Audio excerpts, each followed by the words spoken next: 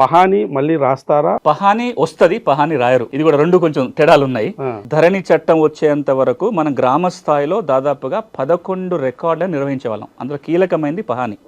మనకు నిజాం జమానాలో గ్రామ స్థాయిలో 44 భూమి రికార్డులు ఉండేవి విలేజ్లో.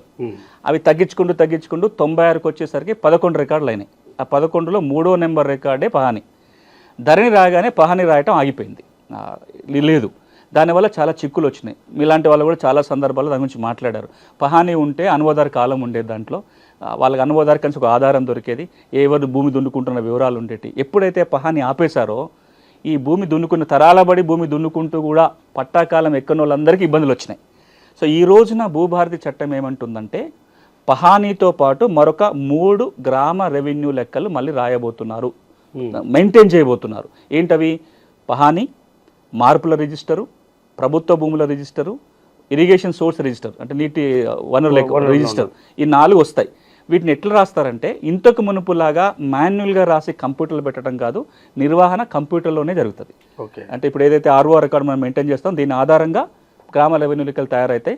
అంటే ఇక్కడ గ్రామ లెక్కలు వస్తాయి, కానీ ఇంతకు మునుపు ఉన్న ఫ్రాడ్ జరిగే అవకాశం లేదు. ఒకప్పుడు మాన్యువల్ రికార్డు ఉండగానే రౌండ్ ఆఫ్ చేసి వేరే వాళ్ళ పేరు రాయటము, పేజీలు చింపెట్టము ఇట్లాంటివి కాకుండా రికార్డు ఉంటుంది, డిజిటల్ ఫామ్లో ఉంటుంది. కాబట్టి సేఫ్టీ ఉంటుంది, చేతి రాత పహాని మళ్ళీ రాదు.